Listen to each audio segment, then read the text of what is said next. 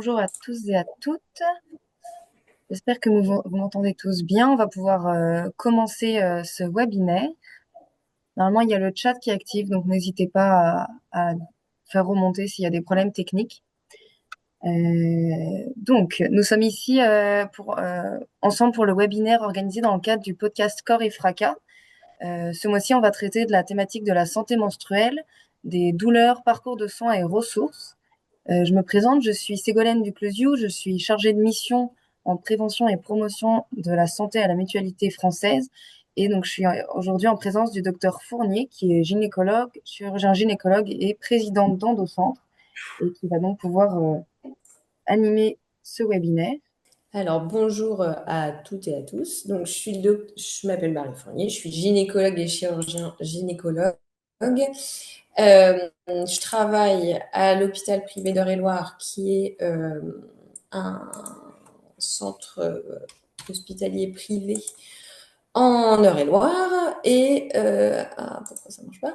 Et donc, je vais vous présenter aujourd'hui, je suis présidente de l'association Endocentre, et je vais vous présenter un petit topo aujourd'hui sur la santé menstruelle, donc les règles, la douleur, avec un petit focus sur l'endométriose, évidemment, puisque c'est un peu le cœur de l'association Endocentre. Et voilà, après, je vais essayer de vous faire une présentation, une quarantaine de minutes pour que vous puissiez poser des questions, parce que c'est toujours un petit peu difficile de tout aborder. Donc, avant de partir sur la pathologie, la santé menstruelle, etc., je vous ai fait un premier petit focus sur ce qui est normal, entre guillemets, dans les règles, le cycle, etc., parce qu'aujourd'hui, reçoit beaucoup d'informations diverses et variées venant d'Internet, des réseaux sociaux, etc. Et on entend des choses très bien, mais on entend aussi des choses des informations qui sont complètement erronées. Donc, c'est important de remettre un petit peu de normalité et de référence dans ce que vous savez. Donc, il y a 15 millions de femmes en France qui sont menstruées. On a des règles en moyenne entre 13 et 50 ans, mais bien évidemment, la fourchette peut être plus large, ça peut aller de 9 à 60 ans. Et aujourd'hui, la moyenne d'âge des premières règles, elle reste quand même autour de 12 ans et demi, même si on entend que c'est toujours plus tôt, etc. On reste toujours vers 12 ans et demi. Avant, c'était plutôt 13 ans et demi. Donc, les règles, c'est un écoulement périodique de sang et une desquamation de l'endomètre, de l'utérus, qui s'écoule par le vagin. C'est dû aux variations hormonales et au cycle. Donc, on a une diminution rapide de la production de progestérone et d'œstrogène au niveau de l'ovaire. C'est à chaque cycle et ça se produit lorsqu'il n'y a pas de grossesse. La durée normale des règles, c'est 4 jours à 8 jours. Donc, tout est possible, tout reste dans la normalité, même si on peut avoir un petit peu plus court. Alors, la durée normale des règles, sans contraception, est de 4 jours et demi à 8 jours. Et la perte sanguine moyenne, c'est 30 millilitres sur un cycle. Et souvent, le plus, c'est au deuxième jour. Alors là, pareil, toutes les variables sont possibles. On peut perdre moins, 5 millilitres, on peut perdre plus, 80 millilitres. Alors, je ne sais pas si vous représentez 80 millilitres, ça fait un verre, quoi, un grand verre. Et c'est maximal au deuxième jour, mais ça peut être maximal au premier, ça peut être maximal au troisième. C'est très variable selon les femmes et c'est la variabilité qui peut causer des questionnements, des incertitudes, et c'est ça qu'il faut essayer de normaliser dans le discours. Donc, normalement, quand on a des règles, ça ne coagule pas, ça ne fait pas de caillots. La coagulation, ça donne des caillots. Sauf si on saigne beaucoup, parce que quand on saigne beaucoup, il y a une accumulation de sang dans l'utérus ou dans le vagin, et lorsque ça sort, ça va se présenter sous forme de caillots. Ça, c'est plus quand ça saigne de façon relativement abondante. Donc, à partir du moment où on a des caillots, ça nécessite parfois une interrogation et ou une consultation. Alors, on dit qu'un cycle normal, ça dure 28 jours. Des patients qui ont des cycles de 28 jours en cycle physiologique spontané sans contraception, il y en a finalement très peu. Même sur une durée de 1 an, la normalité entre 23, 24 et 38, 40 jours, on reste dans quelque chose de normal. Et c'est pas forcément 24 tous les cycles, 28 tous les cycles, 38 tous les cycles. On peut avoir une certaine variabilité dans le cycle et elle est plus importante, surtout en début de vie menstruelle, entre guillemets, donc quand après les premières règles, à l'adolescence, et dans les périodes qui précèdent la ménopause, quand l'ovulation est moins régulière. Et on sait que tout ce qui est préménopause et variation du cycle, avant que ça s'arrête, ça peut durer 2 ans, mais ça peut aussi durer 5 ans. Donc, tout ça encore, c'est très variable selon les femmes. Il ne faut pas s'inquiéter si on n'a pas des cycles de 28 jours tout le temps, toute l'année. Et donc voilà, c'est ce que je vous disais, on considère que c'est régulière lorsque ça varie de plus ou moins 2 à 20 jours, ce qui est quand même beaucoup. C'est-à-dire que si vous avez un cycle, un coup qui fait 24 jours et un coup qui fait 40, si c'est un peu comme ça tout le temps et que c'est ponctuel, c'est pas forcément signe d'une pathologie quelconque. Alors ça, je ne connais pas à toutes et tous vos connaissances en termes de biologie, de physiologie de la reproduction, et le but, c'est pas que vous appreniez ce schéma par cœur, mais c'est quand même pour vous montrer que c'est pas juste l'utérus et les ovaires qui font qu'on a des règles, des cycles, etc. C'est vraiment quelque chose qui démarre au niveau central, au niveau de l'hypothalamus et de l'hypophyse qui sont au niveau du cerveau, qui vont sécréter des hormones qu'on appelle centrales, et celles-ci vont stimuler les ovaires, qui vont stimuler l'utérus. Donc il y a vraiment plein de participants à un cycle qui fonctionne bien, et tout pas défaut, mais tout trouble de la fonction d'un de ces organes-là peut induire des modifications du cycle, des anomalies du cycle, et c'est pour ça qu'on peut avoir plein de pathologies qui ne sont pas uniquement gynécologiques, qui vont dérégler le cycle. Donc, il ne faut pas hésiter à consulter pour avoir des choses, des bilans plus généraux afin d'explorer, lorsqu'on en a, des troubles du cycle. Donc, après, pour ces un petit peu généralités sur les règles et le déroulement du cycle, on va aborder la douleur parce que finalement, c'est quand même quelque chose qui est un motif de consultation hyper fréquent et qui nécessite d'être exploré lorsque c'est un retentissement dans le quotidien. Il y a environ 60 à 90% des femmes qui ont mal pendant leurs règles. Pas tous les cycles, pas de la même manière. Une douleur de règles, ça s'appelle une dysménorrhée. Ça, c'est le terme scientifique. Et c'est pas parce qu'on a des dysménorrhées de la même manière, ça ne veut pas dire qu'on a forcément de l'endométriose ou une pathologie gynécologique. Quand on a des règles, il y a du sang dans l'utérus et de l'endomètre qui doit sortir, donc il faut qu'il y ait une contraction de l'utérus, donc du muscle utérin qui est le myomètre. C'est une contraction qui est pas volontaire, c'est le système nerveux central qui la commande, et donc ça se contracte. Et quand ça se contracte, comme c'est un muscle, ça peut faire mal de la même manière qu'on peut avoir des douleurs lorsqu'on a une contraction d'un muscle du biceps parce qu'on a fait trop de sport, et ben on peut avoir des douleurs au niveau du myomètre parce que l'utérus se contracte beaucoup. Plus le flux est important, plus l'utérus va se contracter. La douleur, souvent, ça dure plutôt en début de règle, entre 1 et 3 jours. C'est variable selon les cycles, selon les moments de la vie, selon le cycle, etc. Et ça peut être précédé d'un syndrome prémenstruel qui va être plus ou moins important. Alors, le syndrome prémenstruel, c'est pareil. On peut avoir des cycles où le syndrome prémenstruel est très intense et des cycles où il l'est moins. Et ça peut regrouper un ensemble de symptômes qui peuvent être présents tout le temps ou pas tout le temps. Donc, on peut avoir des maux de tête, c'est les céphalées, des tensions mammaires, des ballonnements, de la fatigue, de l'irritabilité, des variations de l'humeur, de la modification de la peau, des cheveux, et encore plein d'autres signes associés, une augmentation de symptômes d'autres pathologies, des saignements de nez. Enfin, on peut avoir 1000 choses. Est-ce que c'est normal ou est-ce que c'est pas normal d'avoir un syndrome prémenstruel?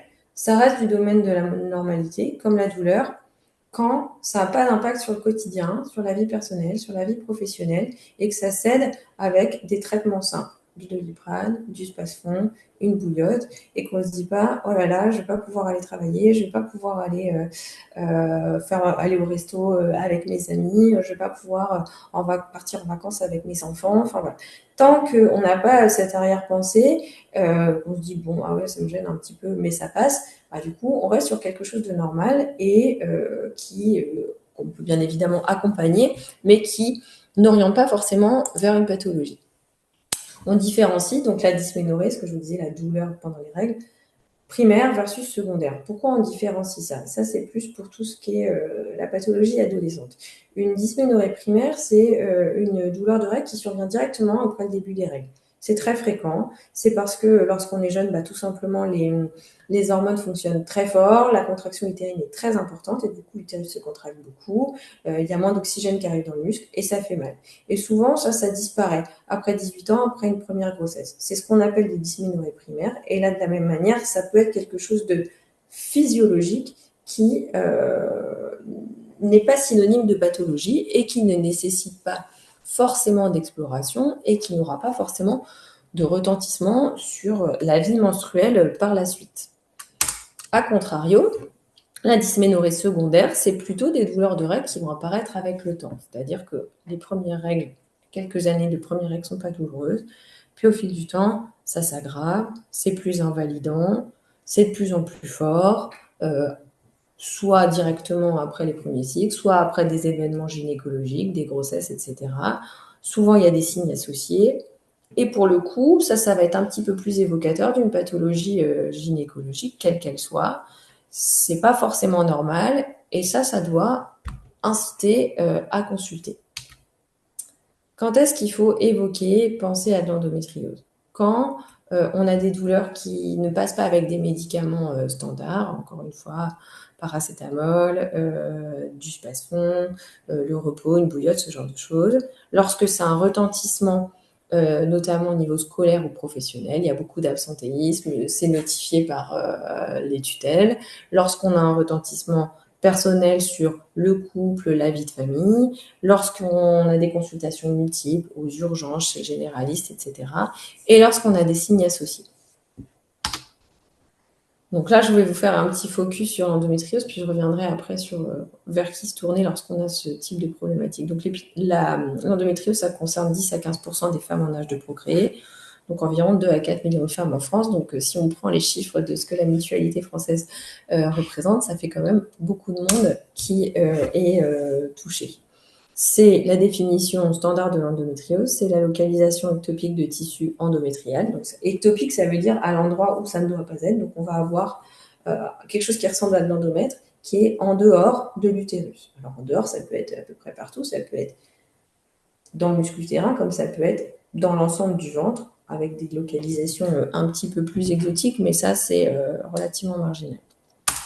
Et le fait d'avoir ce tissu qui est au mauvais endroit va expliquer une grande majorité des symptômes de l'endométriose et de la douleur, notamment parce que ces cellules qui sont en dehors de l'utérus, elles vont subir la même influence hormonale qu'à l'intérieur de l'utérus, donc saignement, inflammation, etc. Et ça crée des douleurs. Alors pourquoi on a de l'endométriose? D'où ça vient? Ça, c'est une question qui est régulièrement posée. C'est important, mais ça n'est pas tant que ça, parce qu'en fait, on ne sait pas très bien toujours pourquoi les patientes ont de l'endométriose. Il y a plein de théories. Alors, physiopathologie, ça veut dire explication, pourquoi, voilà. On disait avant que c'était uniquement dû au fait que les règles remontent. Vous voyez sur le schéma de droite, vous avez l'endomètre qui saigne, et puis il y a toujours un petit peu de sang qui remonte par les trous, et ça va les déposer dans le ventre. Il y a beaucoup de patientes qui ont un reflux de sang pendant leurs règles dans leur trompe et qui n'ont pas d'endométriose. Donc, il n'y a pas que ça qui fait qu'on a de l'endométriose. Excusez-moi. Il y a des théories plus compliquées, alors voilà, avec des noms un peu barbares, la métaplasie cellulite, la théorie hormonale, le stress oxydatif, la théorie métastatique. Bon, en pratique, c'est souvent une combinaison de plusieurs facteurs qui fait qu'à un moment donné, il y a du sang ou des débris d'endomètre qui se retrouvent à un mauvais endroit, et puis parce qu'il y a une fragilité à certains endroits, ça va s'accrocher à cet endroit-là, et puis éventuellement l'endométriose va se développer ou pas. Mais pourquoi c'est pas le plus important? Ce qui est important, c'est de trouver des solutions pour traiter les symptômes, et c'est ça qui est le plus ce qu'on cherche à améliorer lorsqu'on prend en charge de l'endométriose. Il y a deux grandes formes d'endométriose, deux grands sous-cadres et après des formes différentes. Donc, on va différencier l'endométriose externe, c'est-à-dire, alors vous voyez sur le schéma, alors la petite souris, donc ça c'est ce qu'on appelle une coupe sagittale du petit bassin. Donc là vous avez l'os du pubis, la vessie, l'utérus, le vagin, l'intestin et la colonne vertébrale, donc comme une ligne. Et donc, quand normalement, c'est à cet endroit-là, sur la petite ligne, que l'on trouve de l'endomètre. Et lorsqu'on a de l'endométriose, c'est quand elle est située, avec les petits points rouges que vous voyez, à des endroits inappropriés. Donc, On peut avoir de l'endométriose à la superficie des organes qui est posée dessus, c'est ce qu'on appelle l'endométriose superficielle. À l'intérieur du ventre, les organes sont recouverts par un petit feuillet qu'on appelle le péritoine, qui crée comme une enveloppe protectrice. Quand on a de l'endométriose superficielle, c'est vraiment quand on a des petits points d'endométriose à la surface de ce péritoine. Comme le péritoine, il recouvre tous les organes dans tout le ventre, ça veut dire que ça peut se mettre à divers endroits à l'intérieur du ventre. L'endométriose pelvienne profonde, ou profonde d'ailleurs, c'est la seule différence avec la superficielle, c'est qu'au lieu d'être juste posée sur la superficie, ça va s'infiltrer un petit peu dans l'organe qui est dessous. Alors l'organe qui est dessous, ça peut être un petit ligament, comme on a ici le ligament hétérosacré, qui est une des localisations préférentielles de l'endométriose, et ça peut être aussi l'intestin et la vessie. Mais le plus souvent, ça s'infiltre par là, à l'arrière de l'utérus, à l'avant de l'intestin.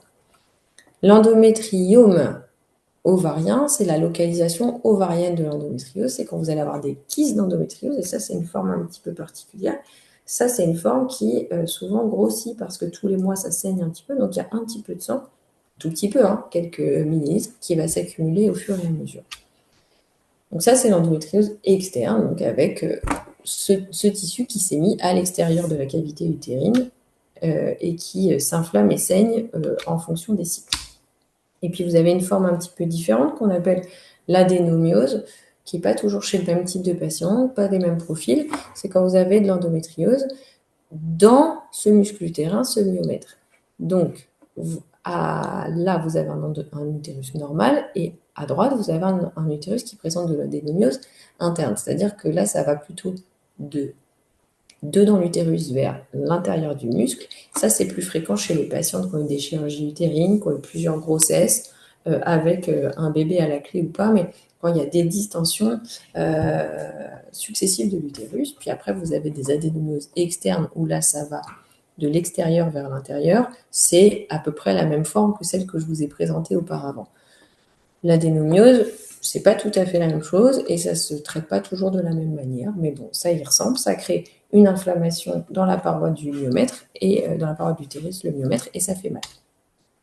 Quels sont les symptômes de l'endométriose? Donc, ce sont plutôt des symptômes en général qui sont cycliques, liés à l'ovulation et aux règles, et qui sont douloureux. Donc, on va avoir ce dont on a parlé tout à l'heure, des dysménorrhées qui sont importantes, avec des échelles de douleur qui sont supérieures à 7, où on a recours souvent à des médicaments plus forts que des antalgiques classiques. Toujours cette histoire d'absentéisme, avec des fois des malaises et des vomissements. Quand il y a une douleur très intense, on peut avoir des malaises et des vomissements sans pour autant qu'il y ait des atteintes hautes. C'est une réaction vagale à la douleur. On peut avoir des dyspareunies. Alors, qu'est-ce que c'est qu'une dyspareunie? Une dyspareunie, c'est quand on a des douleurs pendant les rapports. Mais elle va plutôt être profonde. Ça veut dire qu'on a mal quand on a des rapports dans le ventre, au fond du vagin, pas à l'entrée. Lorsqu'on a une dyspareunie à l'entrée, ce qui peut exister dans l'endométriose, mais c'est qu'il y a d'autres mécanismes qui se passent. On peut avoir des dyschésies ou des douleurs à la défécation ou des symptômes digestifs. Les dyschésies, c'est quand on a mal quand on va à la selle. Et c'est souvent plus fréquemment présent pendant ou juste avant les règles. Et exceptionnellement, on peut avoir des saignements par l'anus en plus. On peut aussi avoir des symptômes urinaires, des difficultés à faire pipi ou où on va faire plus souvent pipi, aussi plutôt pendant les règles et alors après. Donc ça, c'est les 4 signes principaux qu'on va rechercher chez toutes les patientes chez qui on suspecte une endométriose.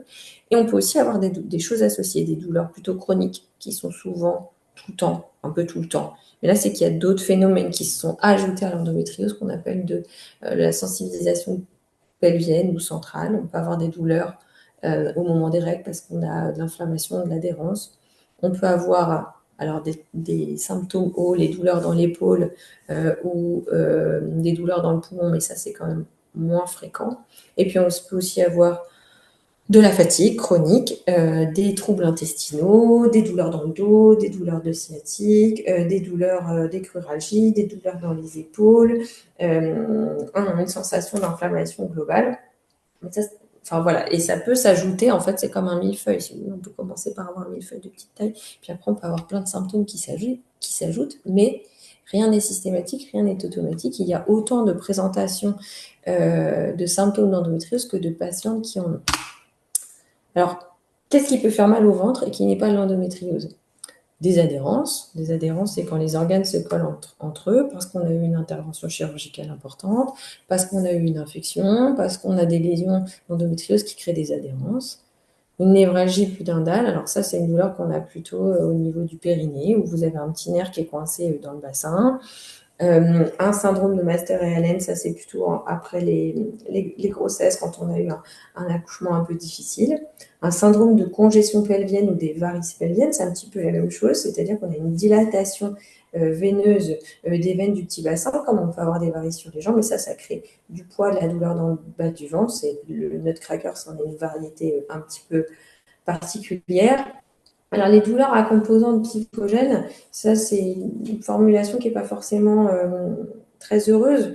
En gros, les patientes qui ont subi des violences, notamment sexuelles, ont une modification de la réponse neuronale et cérébrale à la perception des douleurs. Ce n'est pas une douleur qui est dans la tête, c'est une douleur qui vient par une modification des messages douloureux dans le corps. Donc, il faut toujours rechercher ce genre d'antécédents chez les patients qui ont des douleurs pelviennes. Parce qu'en plus, on peut avoir de l'endométriose ou différentes explications à la douleur pelvienne qui sont majorées parce que dans sa vie, on a subi des événements traumatiques. Qu'est-ce que ça peut amener l'endométriose lorsque c'est un peu plus que des douleurs? Ça peut donner ce que je vous disais, des douleurs pelviennes chroniques et parfois des difficultés à avoir des enfants, mais je dis bien parfois, donc de l'infertilité. Les trois choses en bas, c'est un peu plus pareil, marginal, c'est vraiment dans des cas très compliqués. Pourquoi on a mal quand on a de l'endométriose, mais aussi quand on a d'autres pathologies gynécologiques? La douleur, au départ, c'est un excès de nociception, c'est-à-dire que comme quand on brûle, il y a les terminaisons nerveuses qui voient qu'il y a une agression et qui vont donc renvoyer une réponse douloureuse qui va être perçue. Quand il y a de l'inflammation, quand il y a un saignement au niveau des lésions d'endométriose, ça va créer une réponse au niveau du cerveau et des neurones qui vont dire « Ah, j'ai mal ». Et là, on va avoir des localisations de la douleur qui sont corrélées aux lésions d'endométriose. C'est-à-dire que si on a une endométriose, comme c'est le plus souvent à l'arrière de l'utérus, en avant de l'intestin, lorsqu'il y a de l'ovulation des règles, on va avoir des douleurs dans le bas du ventre, qui radient souvent dans le dos, qui radient parfois dans les fesses ou dans le vagin, plus ou moins associées à des signes digestifs. Au bout d'un moment, et ça, voilà, ça passe avec l'inflammation, avec des médicaments, des thérapeutiques diverses et variées. Au bout d'un moment, à force de phénomènes douloureux répétés, on peut avoir une hyperalgie, c'est-à-dire que avoir très mal pour des stimuli qui sont moins importants. Ça, c'est les nerfs périphériques qui peuvent être modifiés, comprimés, inflammés dans des atteintes spécifiques de l'endométriose.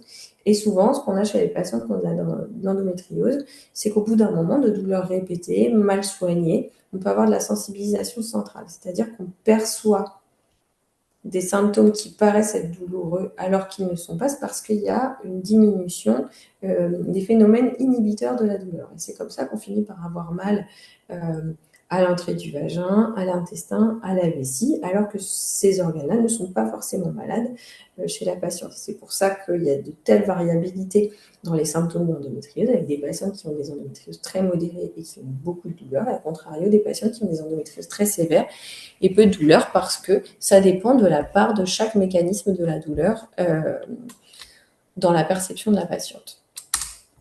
Donc, comment on fait le diagnostic? Aujourd'hui, on sait qu'il y a encore beaucoup d'erreurs en diagnostic. C'est aussi à ça qu'on travaille dans les réseaux d'endométriose, c'est essayer de diminuer les délais diagnostiques pour apporter des solutions concrètes aux patientes et éviter que se développe l'infertilité, la douleur chronique, qui sont source de plus de difficultés dans le quotidien. La première chose et le plus important, alors ça c'est à mon sens personnel, mais c'est l'interrogatoire, c'est le plus important. L'examen gynécologique, c'est bien, mais c'est pas ça qui va faire suspecter une endométriose. Il faut poser des questions simples aux patients. Quand est-ce qu'elles ont mal, le retentissement dans le quotidien, les signes associés. Et avec ça, ça rejoint un petit peu tout ce qu'on a. Vous avez peut-être vu passer des petites choses, des applications genre Live, je ne sais plus ce qu'il existe, mais des applications qui vont poser plein de questions et qui vont établir un score de risque d'endométriose C'est un interrogatoire poussé qui permet un petit peu de voir les patients qui ont des douleurs qui peuvent être soulagées par des choses classiques et celles qui orientent vers les pathologies gynécologiques. Donc il faut bien écouter, bien interroger, et donc il faut avoir en face de soi un praticien qui est à l'écoute et qui pose les bonnes questions. On fait un examen gynécologique si la patiente n'est pas trop douloureuse, si on n'est pas vierge, si on a le droit, et on peut visualiser certains arguments qui orientent vers une endométriose, mais pas toujours. Et ensuite, on prescrit des examens, une échographie et ou une IRM, mais pas trop tôt, pas à 15 ans, parce que ça ne se voit pas quand on est très jeune. Et surtout, il faut que ce soit fait par un praticien qui a l'habitude et qui connaît. Je fais un petit focus sur les imageries pelviennes pour l'endométriose. Faire une IRM pelvienne à une jeune femme de 15 ans qui a des dysménorrhées intenses, ça ne sert à rien. Parce que si, ça sert éventuellement à éliminer une autre pathologie, un kyste, etc. Mais globalement, l'endométriose à 15 ans, on ne la voit pas. L'âge le plus pertinent pour dépister une endométriose en imagerie, c'est entre 21 et 23 ans. Là, s'il y a une endométriose, dans la majorité des cas, on la verra. Donc, voilà, des fois, les patients qui consultent ont un refus de prescription d'imagerie. C'est pas parce qu'on n'a pas envie, c'est parce que c'est un examen qui est plus ou moins stressant, qui est plus ou moins agréable et qui ne va pas être pertinent. Donc, si on est très jeune, c'est pas qu'on ne croit pas qu'on a dans l'endométriose, c'est que juste on ne la verra pas. Le test salivaire de l'endométriose, je crois que j'en parle pas plus loin, mais aujourd'hui, il est proposé en complément diagnostic, c'est-à-dire qu'une patiente qui a déjà eu des examens, des traitements, qu'on n'arrive pas à soulager, on peut lui proposer un test salivaire de l'endométriose pour éviter de faire une chirurgie exploratrice, mais c'est que dans ce cadre-là, c'est pas un screening pour toutes les patientes. Ensuite, qu'est-ce qu'on propose comme traitement? Alors ça marche pour l'endométriose, mais ça peut aussi marcher pour d'autres pathologies qui occasionnent des douleurs de règles, etc. Souvent, on va proposer une thérapeutique c'est l'aménorrhée on confirme le diagnostic parce que c'est un test thérapeutique et on suspend le mécanisme de la maladie et donc on évite que ça évolue. Mais quand on n'a plus de règles, on a une contraception.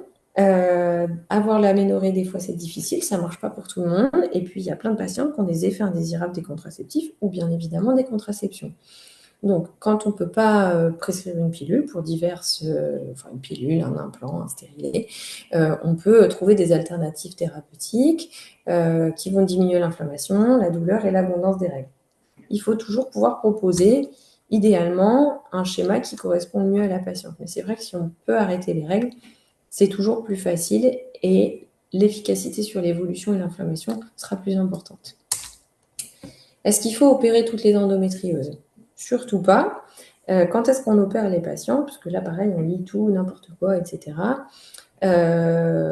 L'opération, ça se décide avec un professionnel de santé et une réunion de concertation pluridisciplinaire. Donc, c'est-à-dire c'est une stratégie qui se décide en équipe et bien évidemment avec la patiente. On propose des chirurgies lorsqu'on n'arrive pas bien à contrôler les douleurs avec un traitement bien conduit, quand la qualité de vie est mauvaise, quand il y a de l'infertilité, quand il y a des lésions d'un organe de voisinage. Et idéalement, aujourd'hui, il faut essayer à tout prix de proposer une chirurgie de l'endométriose avec un projet thérapeutique qui va enlever la totalité des lésions, donc une résection, une excision des lésions, et on évite les chirurgies. On voit des patients qui ont été opérés 1, 2, 3, 4 fois, on enlève un petit bout par-ci, ça faut absolument éviter parce que toute chirurgie est pourvoyeuse d'adhérence. Ce qui est très important aujourd'hui dans les pathologies gynécologiques diverses d'ailleurs, pas que dans l'endométriose, c'est ce qu'on appelle les soins de support. Lorsqu'on a de l'endométriose, on a certes de l'inflammation, mais on a aussi différents processus de cicatrisation, là où il y a les lésions, d'adhérence, etc., qui font qu'on va avoir des tissus qui vont devenir moins souples, plus verrouillés, et ça c'est pareil, ça fait mal. C'est la même chose, je reviens à mon biceps, etc. Lorsqu'on a une contracture d'un muscle ou d'un tissu, ça fait mal parce qu'en fait, ça bouge moins. La perte de mobilité, ça fait très mal. Donc on peut aller de quelque chose qui est un petit peu verrouillé localement, on peut avoir des patients qui ont complètement tous les muscles du bassin, les petits nerfs du bassin, tout est bloqué. Et ça crée de la douleur. Et puis moins ça bouge, moins ça marche. Donc quand ça bouge pas bien, l'intestin bouge moins bien, la vessie bouge moins bien, le vagin bouge moins bien. Donc quand on a mal, quand ça bouge pas, on a encore plus mal. Donc il faut absolument pouvoir remettre du mouvement dans l'ensemble de l'organisme, donc avec la kiné, de l'ostéo, des activités, des activités physiques adaptées, du yoga, du pilates. C'est hyper important. Moins ça bouge, plus ça crée de l'anxiété. Plus ça crée de l'anxiété, moins ça bouge. Et tout ça, pareil, ça majore les douleurs. Donc, il faut, pareil, pas hésiter à proposer des choses qui vont permettre la gestion de l'anxiété et du stress pour diminuer les douleurs, de l'hypnose, de l'acupuncture, de la sophrologie. Une alimentation équilibrée toujours, mais ça, c'est important dans plein de choses. Une alimentation anti-inflammatoire accompagnée par un professionnel de santé si on a l'impression que ça peut avoir un impact. Comment on gère un projet de grossesse lorsque on a de l'endométriose? L'idée, c'est de ne pas traîner. Après, ça sert à rien de faire un enfant si c'est pas le moment, si on n'en a pas envie, juste sous prétexte qu'on a de l'endométriose. Quand on est jeune, on n'a pas de pathologie associée, évidemment, on va laisser la possibilité d'obtenir une grossesse spontanée, et ce qui finalement arrive assez souvent parce qu'au sein des patients qui ont de l'endométriose, il y en a 30 à 40% uniquement qui ont une infertilité. Donc, on se laisse quand même la possibilité que ça se fasse tout seul. Et lorsqu'on a des cas compliqués, là, on va rapidement orienter vers de la médicalisation, mais pareil, avec une équipe médicale avec qui a l'habitude. On peut aujourd'hui préserver sa fertilité, vous en avez sûrement entendu parler. Préserver sa fertilité, c'est congeler ses ovocytes. Chez des patientes qui ont des atteintes, notamment des ovaires, qui ont eu des chirurgies répétées, et qui donc ont la possibilité d'avoir un capital folliculaire qui est altéré. Donc on peut proposer toujours ça avant 37 ans. L'âge idéal lorsqu'on a une endométriose, c'est entre 30 et 35 ans, sous réserve qu'il n'y ait pas de pathologie associée, en sachant quand même qu'une congélation ovocytaire ne garantit pas à 100% que derrière on aura une PMA et qu'on pourra avoir un enfant. Mais en tout cas, si on n'a pas de projet de grossesse dans l'immédiat, ça peut quand même être comme une sorte d'assurance et de réassurance.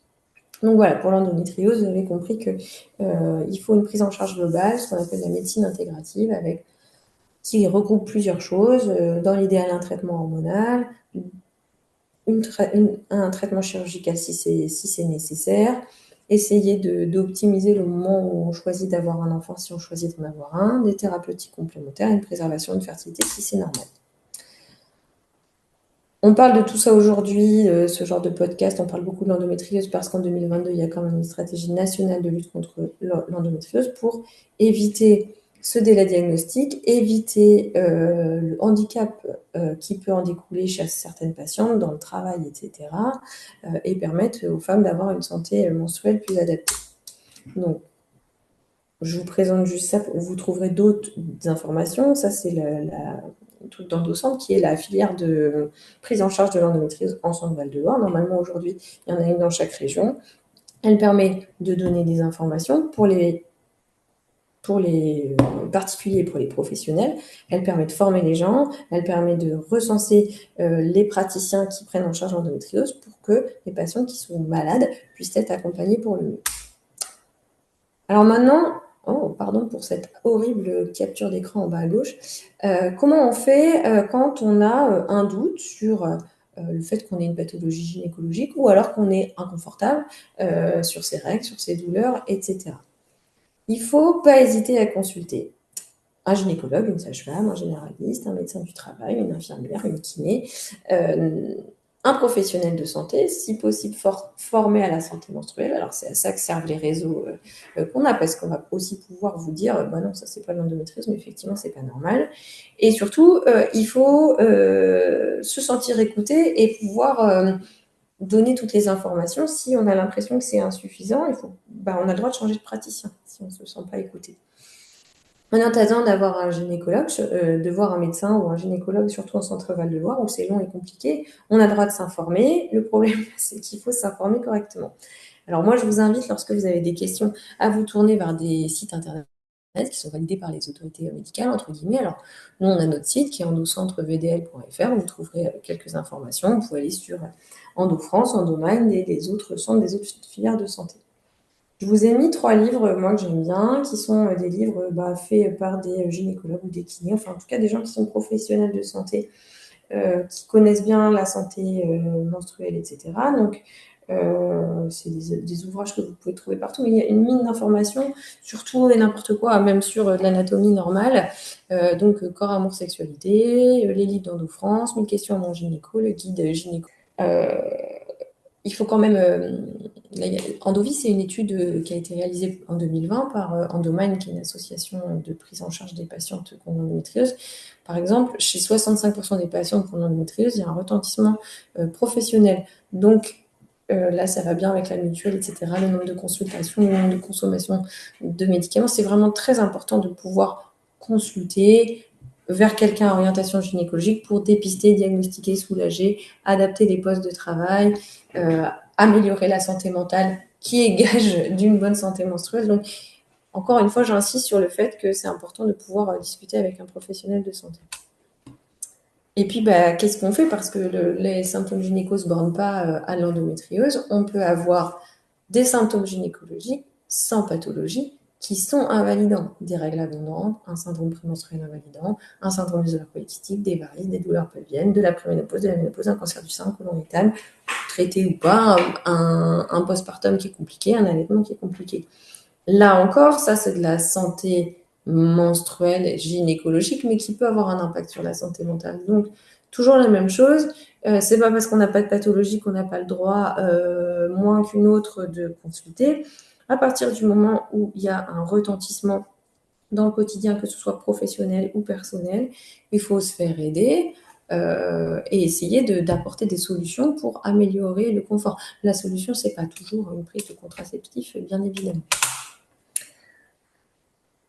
Donc voilà, et puis il ne faut pas hésiter à poser toutes les questions, c'est-à-dire que, par exemple, si on va sur le sujet de la préménopause, qui est quand même un sujet dont on parle beaucoup aussi en ce moment, c'est important de se faire accompagner, c'est important d'en parler à son gynécologue, à son médecin traitant, enfin en tout cas à la personne de ressources, qu'est-ce que je peux faire pour aller mieux, ou même faire de la prévention, parce qu'on n'est pas obligé d'attendre d'avoir des symptômes invalidants pour pouvoir proposer des solutions, qu'elles soient une adaptation de l'alimentation, une activité physique, un changement de contraception, un arrêt de contraception, une activité physique qui sera plus adaptée aux symptômes, enfin bon, voilà, une supplémentation en vitamines. Enfin, il y a plein de choses qu'on peut proposer pour améliorer la santé menstruelle. Toujours est-il qu'il faut en parler. Donc, il faut remettre de la normalité sur ce qui est normal et pas normal dans les règles et la douleur. On peut avoir des symptômes sans que ce soit nécessairement une pathologie.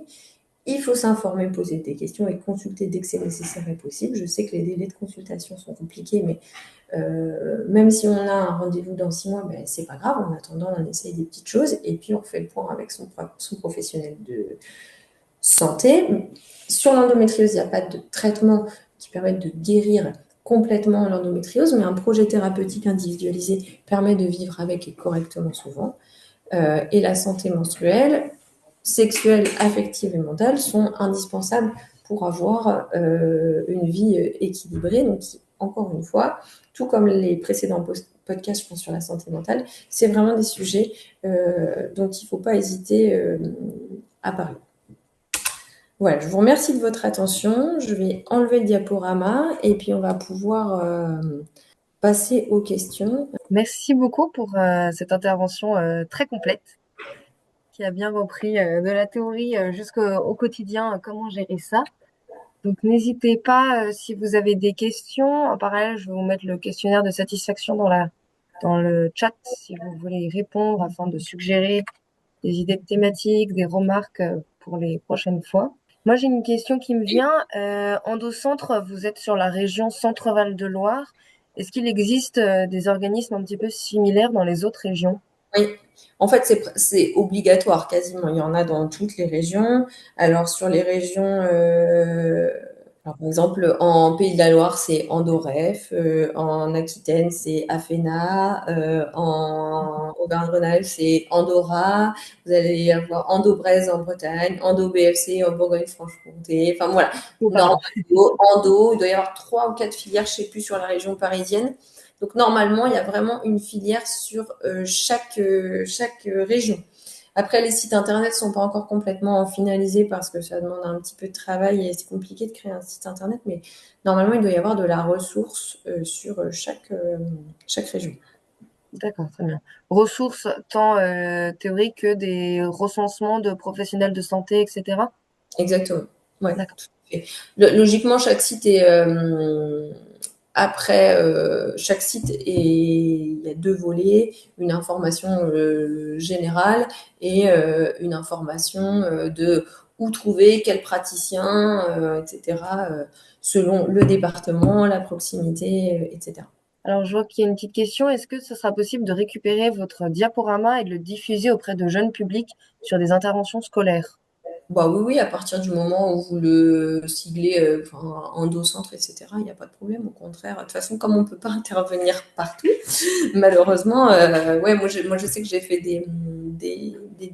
des choses au niveau dans mon département, mais c'est vrai que c'est difficile d'accéder à tous les collèges, tous les lycées pour informer les jeunes filles. Après, il y a des. Si c'est sur l'intervention scolaire, il y a des choses qui sont plus orientées très jeunes quand même. Donc, il y a aussi des. Là, j'ai pas du tout mis, mais par exemple, il y a un corps, amour et sexualité qui est fait pour les enfants. Je crois, c'est tous les âges d'enfants. Donc ça, c'est pareil. Ça peut être des trucs sur lesquels on peut s'appuyer. Il y a une BD aussi qui s'appelle Endométriose de Clara, qui est une BD éditée par Endo France, qui est vraiment spécifique à ados, etc. Euh, donc voilà, mais n'hésitez pas, après c'est des ressources qu'on peut, on a aussi des flyers, on a des trucs d'information, s'il y a des établissements qui ont besoin de ce genre d'affichage, on peut les diffuser puisque c'est fait pour le grand public. Ok. Et tous ces flyers Je et vois tout les questions. sont sur votre site, du coup. Ouais, ils sont sur le site. Alors même on peut, voilà, il faut pas hésiter. Alors là, elle est plus la Colombe, mais Colombe c'est la coordinatrice de notre Colombe Darny, de notre filière, avec qui vous êtes en contact. Enfin, n'hésitez pas à repasser par Madame Leclusu pour récupérer de la documentation si vous avez besoin de diffuser un peu plus. Plus il y a d'infos adaptées, moins il y a de difficultés en fait. Donc voilà. J'ai mis mon mail, du coup, dans le chat pour ceux qui voudraient récupérer le diaporama et toute autre documentation que je pourrais aller chercher. N'hésitez pas à m'envoyer un mail pour que je vous l'envoie. Je vois qu'il y a une autre question. Est-ce que tous les professionnels sont formés sur l'endométriose? Notamment, est-ce qu'il y en a certains qui vont plus permettre un diagnostic que d'autres? Alors, oui. Donc, sur les filières de soins comme ça, tout le monde ne peut pas être participant à une filière de soins et être censé. Pour avoir un recensement, il faut avoir des formations minimales sur le diagnostic, les débuts de traitement, etc. Et puis après, si vous regardez le site, vous verrez qu'il y a plusieurs niveaux de prise en charge.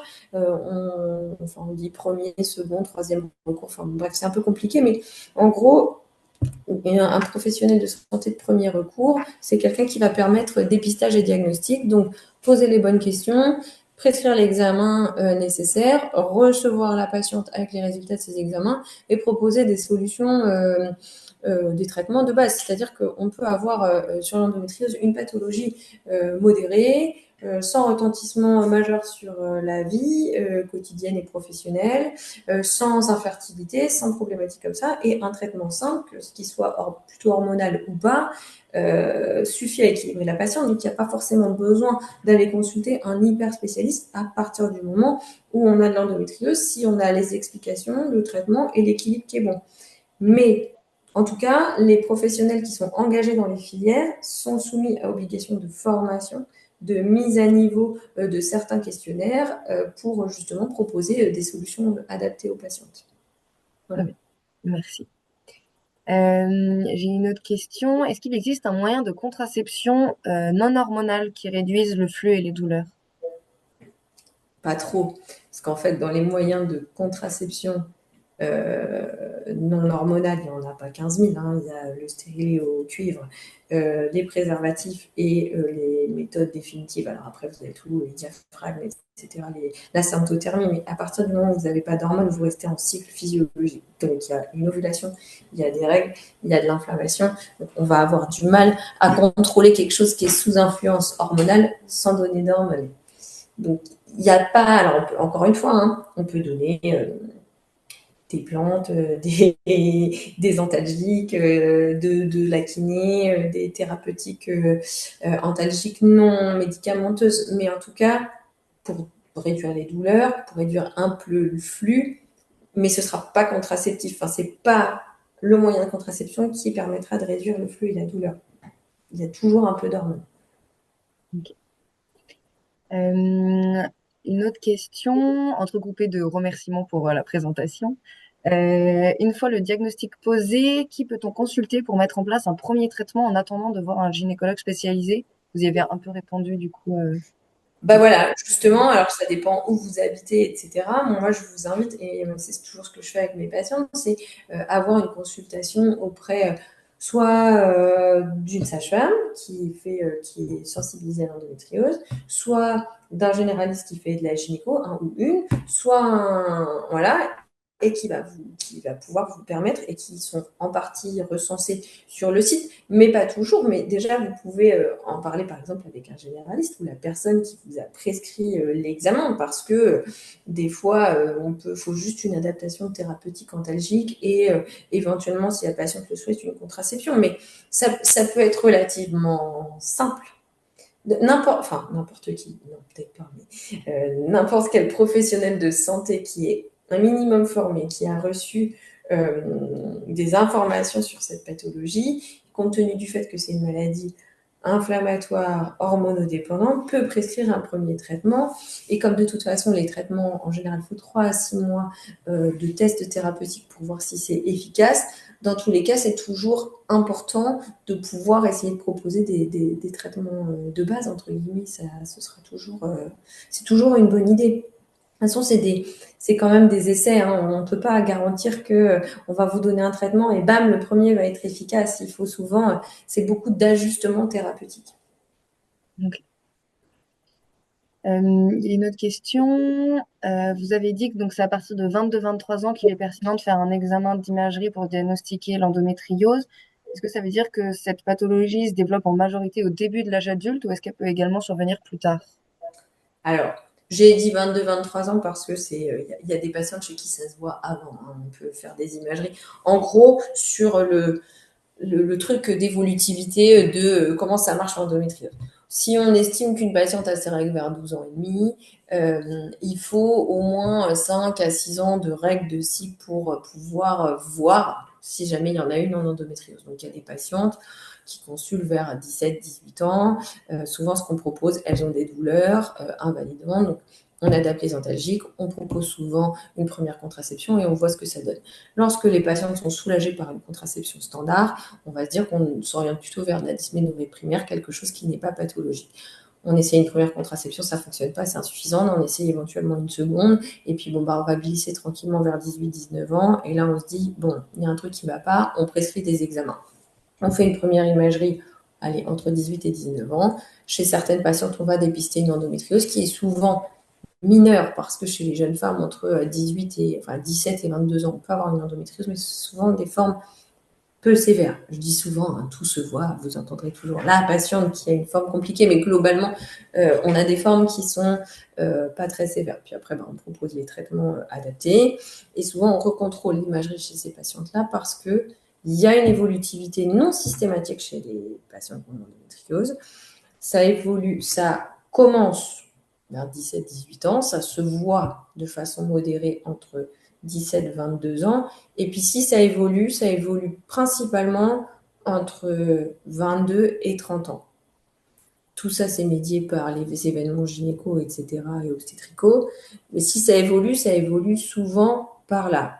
Et en sachant qu'il y a à peu près, on estime entre 5 et 15% des endométrioses qui sont évolutives. C'est-à-dire que pour majorité, lorsqu'elles sont diagnostiquées à 18-19 ans, on met le traitement adapté, il n'y aura jamais d'évolution. La forme restera la même. Il y en a quand même quelques-unes qui régressent. Il n'y en a pas beaucoup, mais il y en a quelques-unes. Très peu, mais quelques-unes. Et puis, si on voit que ça se majore, que les lésions sont plus importantes et plus visibles, là, on adapte les thérapeutiques. Éventuellement, c'est là qu'on peut proposer des chirurgies. Et souvent, après, il faut aller 32, 33, ça évolue plus trop, ça se stabilise en termes de lésions. Attention, je parle bien de lésions, je ne parle pas de symptômes, je parle de lésions. Mais pareil, on a toujours des patientes où ça continue un petit peu d'évoluer. Ça évolue rarement après 40 ans, mais bon. Après, une fois qu'on arrive dans la ménopause, lorsqu'on est ménopausé, pareil, la majorité des patientes ont leurs symptômes qui régressent fortement, voire disparaissent. Certaines patientes restent symptomatiques pour diverses raisons. Voilà, c'est ça à peu près l'évolution. C'est des généralités, ça c'est la courbe de Gauss, c'est donc les 90% des patients qui ont ces pathologies-là, mais il y a bien sûr, tout peut se voir, et c'est pour ça encore qu'il faut adapter la prise en charge à la patiente. Voilà. Mais j'insiste un peu sur le fait que c'est pas parce qu'on n'a pas d'évolution des lésions qu'on ne peut pas avoir d'évolution de ces symptômes. Enfin, souvent, quand il y a un changement des symptômes, on va chercher une évolution des lésions, mais des fois, il n'y en a pas. C'est encore source d'incompréhension, et c'est souvent parce qu'il y a des facteurs autour qui influencent. Ok. Et pour finir, est-ce qu'il y a des études qui établissent un lien éventuel entre les perturbateurs endocriniens et le développement de l'endométriose? Il n'y a pas d'études qui établissent un lien causal A plus B est égal C. Alors, probablement qu'il y a un impact. Comment, pourquoi on ne sait pas, parce que le souci, c'est que c'est vraiment multifactoriel, hein, l'endométriose. Donc, il faut bien se dire que si vous prenez deux patientes qui sont sœurs, qui ont reçu la même éducation, la même nourriture dans leur vie, qui ont fait les mêmes voyages, etc., vous pouvez avoir une qui a de l'endométriose, une qui n'en a pas, une qui a de l'endométriose modérée, une qui a de l'endométriose sévère, les deux mêmes endométrioses, une qui a beaucoup de symptômes, une qui n'en a pas. Donc, c'est comme dire c'est les perturbateurs endocriniens, c'est les règles abondantes, c'est les traumas, c'est les machins, etc. C'est très réducteur, et c'est pour ça qu'il faut vraiment avoir une visibilité complète sur toute la patiente dans son ensemble et son environnement, et qu'on n'aura probablement jamais de choses qui définissent. C'est ça qui fait qu'on a dans l'endométriose. Il y a plein de facteurs qui rentrent en ligne. C'est pour ça que c'est compliqué, mais c'est pour ça que c'est intéressant. Voilà. Effectivement, du point de vue médical. D'un point de vue médical, mais on peut aussi apporter des solutions. Mais c'est vrai que la réponse de pourquoi, etc., c'est la faute de qui, c'est difficile à établir. Donc c'est important de se poser des questions sur le pourquoi, mais c'est pas le plus important. Le plus important, c'est de se poser des questions sur comment je fais pour aller mieux, comment je fais euh, pour, pour améliorer ma qualité de vie et vivre avec une pathologie qui est là de toute façon. Très bien. Et pour enchaîner sur cette thématique-là, il y a une nouvelle question pour savoir si l'hérédité entre en compte. Est-ce que c'est un indicateur? Un peu. Ouais. Pareil, de façon systématique, mais c'est vrai qu'on a des familles où toutes les patientes ont de l'endométriose. On dit globalement que si une maman a de l'endométriose, on a quand même 5 fois plus de risques d'en avoir soi-même. De la même manière, lorsque vous avez, par exemple, si on prend le cas de jumelles monozygotes qui ont le même patrimoine génétique, là, s'il y en a une qu'on a, la seconde a 8 fois plus de risques d'en avoir. Donc, ça rentre en ligne de compte. Ça rentre en ligne de compte, et c'est bien parce que, alors ça marche dans les deux sens. Souvent, quand vous avez une maman qui a de l'endométriose, elle va plus facilement aller emmener sa fille se faire dépister à l'âge voulu, ou en tout cas, elle va prendre en compte les consultations pour sa santé menstruelle, qu'il y ait ou pas pathologie, et dans tous les cas, ça permettra souvent, s'il y en a, un dépistage beaucoup plus précoce, une prise en charge beaucoup plus précoce, et c'est beaucoup plus facile de se construire, de vivre avec une endométriose qui a été détectée entre 18 et 22 ans, parce qu'on va pouvoir adapter certains modes de vie, comme on fait pour plein d'autres pathologies, mais on va pouvoir être mieux dans son quotidien. avoir une écoute aussi. C'est mieux pour la santé mentale d'avoir une considération de sa pathologie plutôt que d'avoir quelque chose de c'est normal d'avoir mal pendant ses règles, plutôt que la construction et l'errance diagnostique qu'on voit beaucoup chez les patients qui sont diagnostiquées après 35, 40, même voire 45 ans, où on a un discours de non, c'est normal d'avoir mal, la dame est une chochotte, enfin bon, bref, tous ces trucs péjoratifs qui font que ça a un retentissement sur le quotidien, sur la santé mentale, et ça majeure les douleurs et les lésions. Donc, c'est aussi pour ça que c'est un vrai enjeu de santé publique d'améliorer la connaissance de ces pathologies pour avoir une vie plus sereine plus tard. Voilà. Merci beaucoup. Je pense qu'on a fait le tour. Merci beaucoup. Merci beaucoup. Au revoir, bonne fin de journée. Bon après-midi. Au revoir.